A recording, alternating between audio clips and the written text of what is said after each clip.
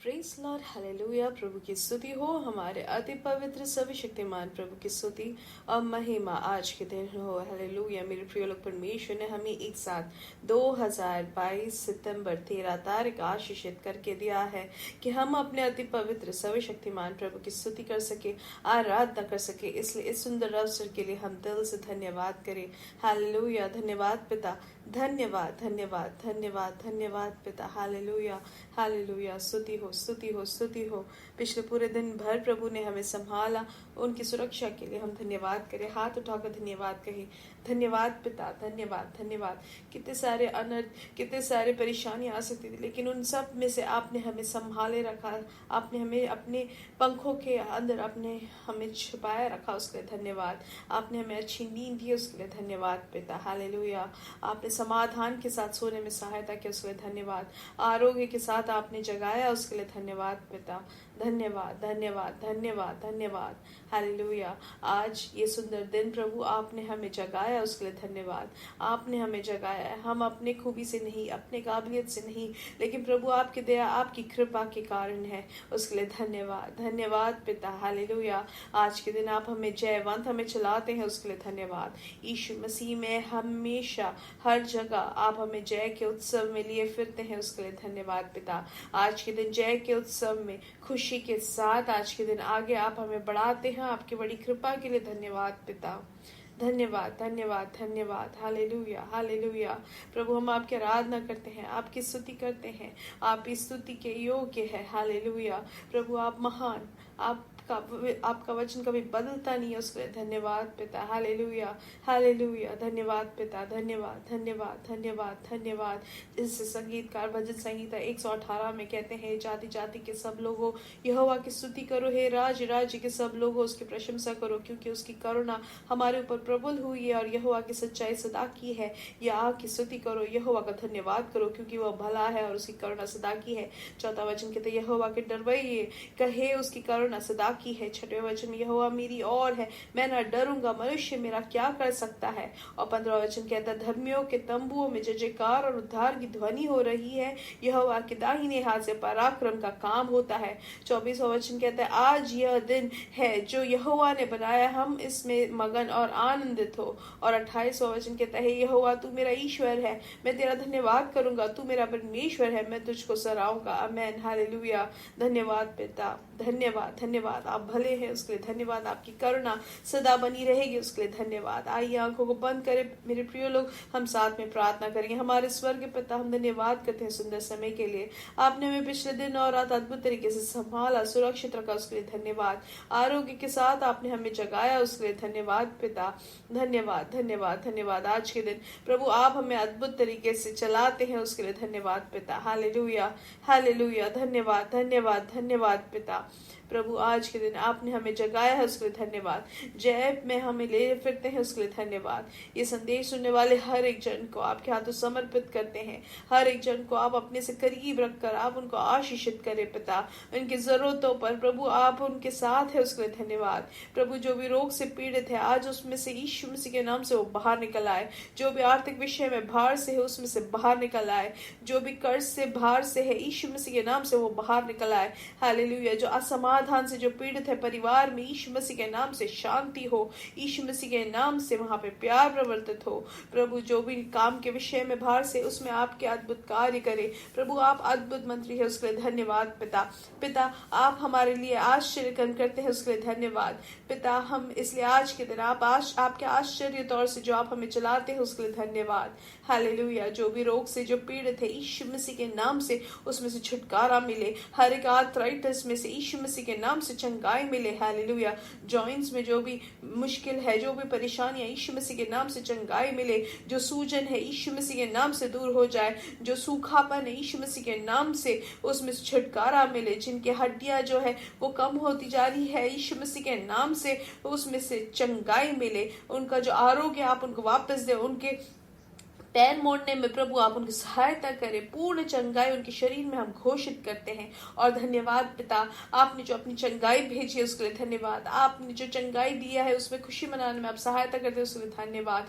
जो भी दास दासियां हैं प्रभु आपके सेवकाई में है, उनकी प्रवृत्ति के लिए धन्यवाद, आप उनको आशीषित करें प्रभु। कलीसिया को आप स्थापित करते हैं उसके लिए धन्यवाद पिता हमारी प्रार्थना सुनने के लिए धन्यवाद। सारा आदर और महिमा पिता आपको ही यीशु मसीह के नाम से हम मांगते हैं, आमीन आमीन आमीन। हालेलुया। परमेश्वर आप सबको बहुत आयत से आशीष दे, परमेश्वर की बड़ी कृपा और समाधान आपके जीवन में भरपूरी से हो। हालेलुया। और हर एक दिन प्रतिदिन हम परमेश्वर से और करीब होके जीने वाले हो, परमेश्वर में हम बढ़ने वाले हो। हालेलुया।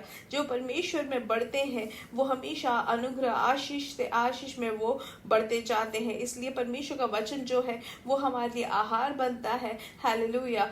तो हम जितना हम परमेश्वर के वचन को हम भोजन करेंगे उतना ही पवित्र आत्मा की शक्ति में जब हम भरते हैं तो ये दोनों चीजें हमारे जो आत्मिक मनुष्य है उसको बढ़ोतरी मिलती है। आत्मिक तौर से हम जितनी बढ़ोतरी पाते हैं वैसे ही उसके अनुसार हमारे भौतिक तौर से भी हम आशीष देख सकते हैं, समाधान को हम अनुभव कर सकते हैं, हम खुशी अनुभव कर सकते हैं। लेकिन उसके लिए आत्मिक तौर से हमें बढ़ना जरूरी है। आत्मिक तौर से जो बढ़ते हैं वो समझ जाते हैं कि हमारे लिए परमेश्वर सब कुछ सिर्फ भलाई के लिए करते हैं। हालेलुया। तो परमेश्वर जब हमारे लिए भलाई के लिए करते हैं करके हमें ये बोध आ जाए तो हर परिस्थिति में हम खुशी मना सकते हैं और हर एक परिस्थिति को हम सामना कर सकते हैं और हम धैर्य के साथ कह सकते हैं ये परेशानी मुझे नाश नहीं लेकिन मेरे लिए ये भलाई के लिए बनेगा और मैं इसमें परमेश्वर की महिमा को देखूंगा। हालेलुया। ये मेरे लिए भलाई के लिए होती है, उसके लिए धन्यवाद। हालेलुया।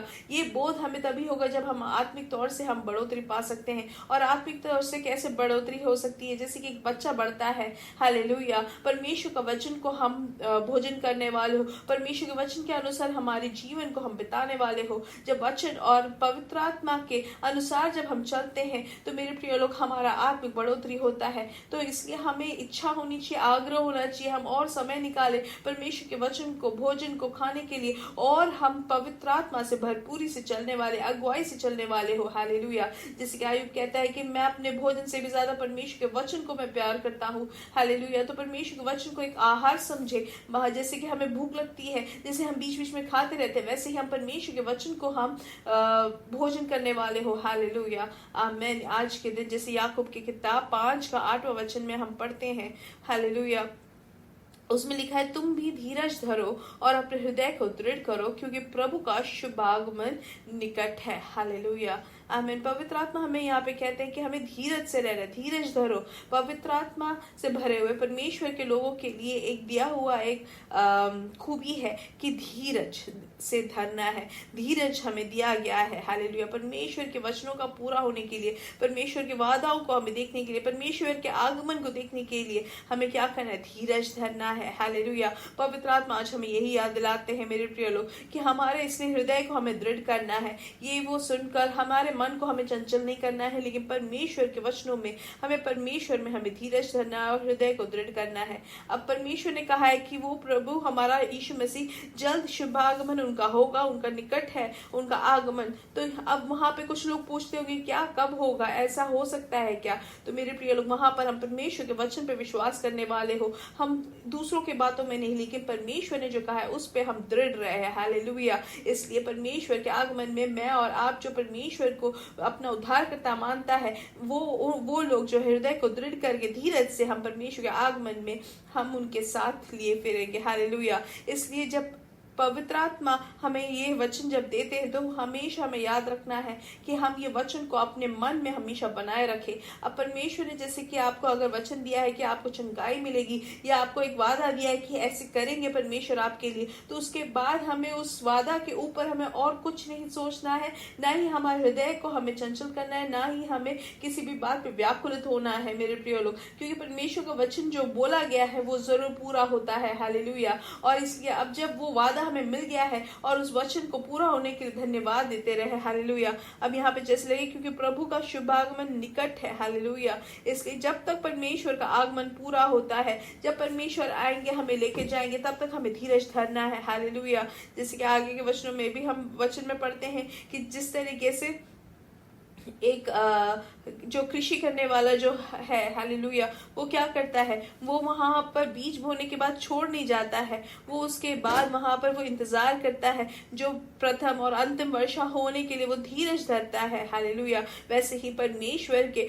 वादाओं को प्राप्त करके उसके धीरज धरकर परमेश्वर के आगमन के लिए हम अपने हृदय को दृढ़ करें मेरे प्रिय लोग। जब हम ऐसे जीते हैं तब हमारा जीवन मसीह में आशीषित होता है। इसलिए हम परमेश्वर के आगमन के लिए तैयारी करें, हालेलुया। परमेश्वर के वचनों में ही हमारा मन को हम स्थिर करें, हालेलुया। और जिस तरीके से एक कृषि जो करने वाला जो मनुष्य है, वो हमेशा किसान जिस तरीके से इंतजार करता है, वो फल आने के लिए फल की आशा रखता है, वैसे हम भी फल की आशा रखते हुए परमेश्वर के आगमन के लिए हम तैयार होते हुए हम बने रहे परमेश्वर में, हालेलुया। यीशु मसीह के नाम से हम बढ़ेंगे और बढ़ते ही जाएंगे और उनकी महिमा को प्रकट करेंगे। ये महीना जो है दिव्य उठान का महीना है और आपकी जो भी अवस्था है उसमें से परमेश्वर आपको ऊंचा उठाएंगे। God bless you, God bless you, God bless you.